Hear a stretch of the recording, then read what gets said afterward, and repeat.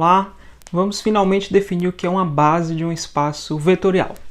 Então, para chegar nessa definição, vamos partir de duas situações no conjunto R2, no plano cartesiano. Eu tenho aqui um conjunto de dois vetores, os vetores V1, 0, V2, 0, 1, e depois eu tenho um conjunto com três vetores. Vamos ver quem é o espaço gerado em cada uma das situações. No primeiro caso, o espaço gerado pelos vetores V1 e V2, ou seja, o conjunto de todas as combinações lineares possíveis, é o conjunto formado pelos pares ordenados da forma x e y, onde x pode ser qualquer número real e y pode ser qualquer número real. Ora, então esse conjunto é o próprio R2. Então temos aí no R2 um conjunto com apenas dois elementos, dois vetores, V1 e V2, a partir dos quais a gente consegue escrever qualquer outro elemento do espaço vetorial. Então tenho apenas dois elementos e a partir deles consigo todo o espaço vetorial. Na seguinte situação, no segundo caso, a gente tem três vetores, W1, W2 e W3. O espaço gerado por eles três, ou seja, o conjunto formado por todas as combinações lineares desses vetores, é esse conjunto aqui. Um par ordenado, em geral vai ser um par ordenado, onde a primeira coordenada é um número real que satisfaça essa condição, ele é da forma 2x mais e, e a segunda coordenada um outro número real que satisfaz essa condição, ele tem que ser da forma 3y mais e, onde x, y e z são números reais quaisquer. Observe que qualquer número real pode ser escrito como 2 vezes x mais e, qualquer número real. Por exemplo, 5, 2 vezes 2 mais 1. 0, 2 vezes 0 mais 0. Ou 2 vezes 1 mais menos 2. Enfim, qualquer número real pode ser escrito dessa forma, assim como qualquer número real pode ser escrito dessa forma. Portanto, o conjunto que temos aqui também é exatamente o R2. Ou seja, com esses três vetores é possível obter qualquer outro elemento do espaço vetorial dado. Então, qual a diferença aqui que a gente observa claramente nesses dois casos? Eu tenho um conjunto com apenas dois elementos e consigo gerar todo o espaço vetorial. Depois eu tenho um conjunto com três elementos, a partir dos quais também eu consigo gerar todo o espaço vetorial. Então, esses dois conjuntos, eles geram o espaço, mas o primeiro conjunto tem uma vantagem. Ele precisa de menos elementos para gerar esse espaço. Por que que isso acontece? Existe uma outra diferença entre esses dois conjuntos, entre o conjunto V1, V2 e o conjunto W1, W2 e W3. Se observarmos bem, veja que o conjunto V1, V2 é um conjunto LI. Não dá para escrever um vetor como combinação linear do outro. Se você multiplicar o V1 por qualquer número real, jamais vamos obter o V2 e vice-versa. Então, esse conjunto, V1, V2, é um conjunto LI. Enquanto o conjunto W1, W2 e W3 é um conjunto LD. Observe que o vetor W3 ele é uma combinação linear dos dois primeiros. Ele é 1/2 de W1 mais 1/3 de W2. Então, esse conjunto é um conjunto linearmente dependente.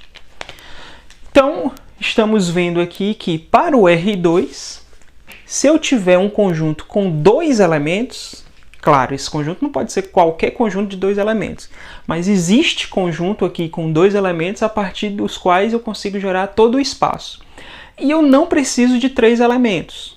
Nesse caso, um conjunto com três elementos, na verdade, sempre vai me dar um conjunto LD, porque você está no R2 e para formar o R2 a gente está vendo que um conjunto com dois elementos já é suficiente, ok? E um conjunto com apenas um elemento geraria o conjunto R2 se eu tivesse apenas um vetor? Não.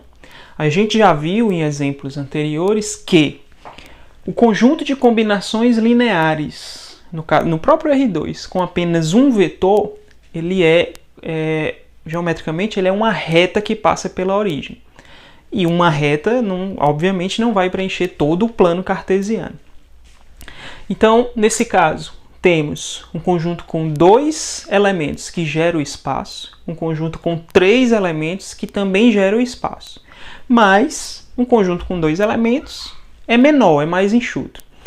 E não tem conjunto menor do que esse para gerar o R2, pois como a gente viu em exemplo anterior, um conjunto com menos do que 2 elementos, no caso um elemento, só gera reta, não gera todo o plano.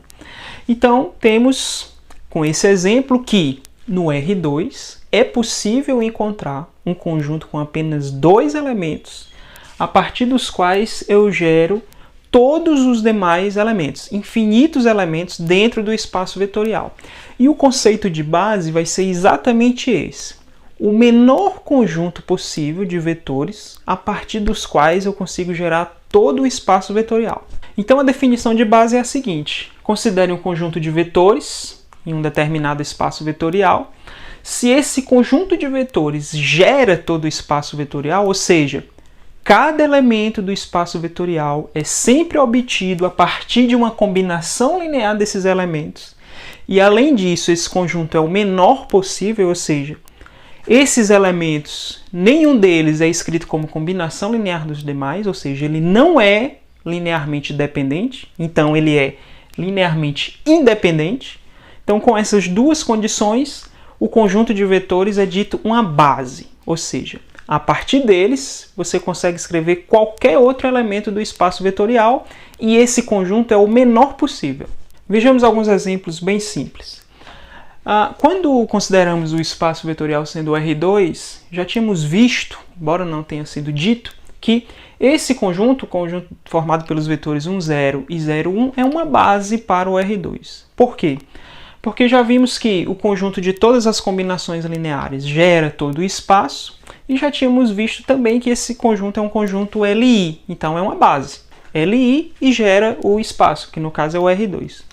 Veja que esse é o conjunto bem simples, é o conjunto mais simples, na verdade, para que a gente forme uma base para o R2. Por essa simplicidade, por ser o conjunto mais natural, esse conjunto é chamado base canônica de R2, por ele ser bem natural. Se considerarmos aqui o espaço R3, o espaço tridimensional, e esses vetores também é fácil a gente verificar que eles são LI, linearmente independentes, e que o conjunto de todas as suas combinações lineares, ou seja, o espaço gerado por esses 3 vetores, coincide com o próprio R3. Então, esse conjunto é uma base para o R3, é uma base de R3. Não é a base mais natural, a base mais natural seria 1, 0, 0, 0, 1, 0, 0, 0, 1. Essa seria então a base canônica de R3, analogamente à base canônica do R2. Mas é uma base, não é a base canônica, mas é uma base para o R3. Já se considerarmos o R4 com versões no R4 para esses vetores, é fácil ver que esses vetores são linearmente independentes. Observe que não é possível escrever nenhum desses vetores como combinação linear dos demais. No entanto, eles não geram, o espaço gerado por esses vetores não coincide com o R4. Por exemplo, se tivermos o vetor, vou chamar aqui de V4, de coordenadas 0, 0, 0, 5. Esse vetor ele não é obtido a partir de combinações lineares desses 3 vetores.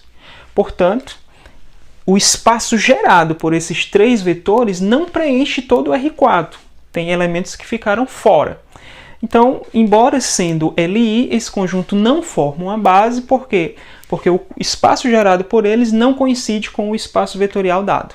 Bem, então, definido que é uma base, a princípio, sempre que tivermos um espaço vetorial e quisermos saber se um dado conjunto é base ou não, a gente tem que fazer, a princípio, duas coisas.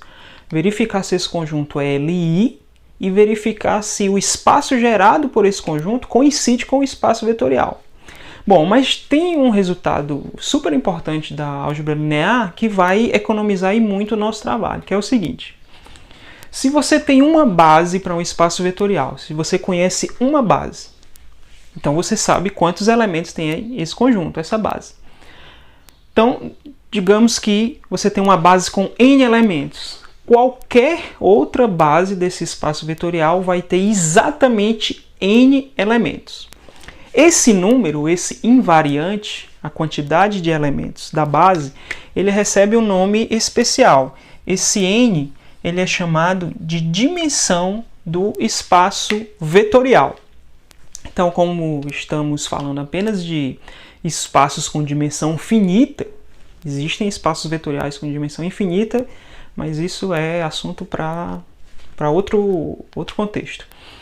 Então, sempre que você identificar uma base para um determinado espaço vetorial, você acaba de determinar a sua dimensão.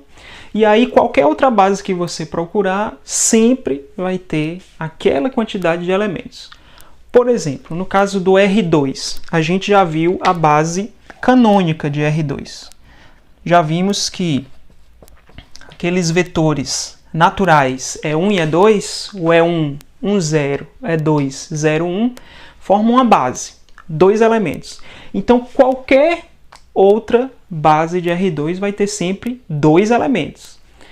E 2 é a dimensão do espaço vetorial R2. No caso do R3, do R4, no R3 já vimos bases para o R3. Já sabemos que, então, qualquer outra base no R3 terá 3 elementos. Então, se à medida que a gente vai conhecendo os espaços vetoriais e sabendo as suas dimensões, então quando você quiser testar se um outro conjunto de elementos é uma base ou não, vai ser necessário apenas que você verifique se o conjunto é LI. Não vai ser necessário quando você conhecer a dimensão, apenas quando você conhecer a dimensão. Não vai ser necessário você verificar se o espaço gerado por aqueles vetores coincide com o espaço vetorial. Porque se esse conjunto é linearmente independente, isso já garante que o espaço gerado por esses elementos coincide com o espaço vetorial. Portanto, resumindo, se você já conhecer a dimensão de um espaço vetorial e quiser saber se um determinado conjunto, obviamente com a quantidade de elementos que coincida com a dimensão do espaço. Se eu estou num espaço com dimensão, que eu já sei que a dimensão é 4, então só faz sentido eu testar se um conjunto é base ou não, se esse conjunto tem 4 elementos. Se esse conjunto tem 3 elementos, com certeza não será uma base. Então, basta que você verifique se o conjunto é LI ou não. Se um conjunto com 4 elementos, num espaço de dimensão 4, se esse conjunto é LI, isso já é suficiente para garantir que o conjunto é uma base.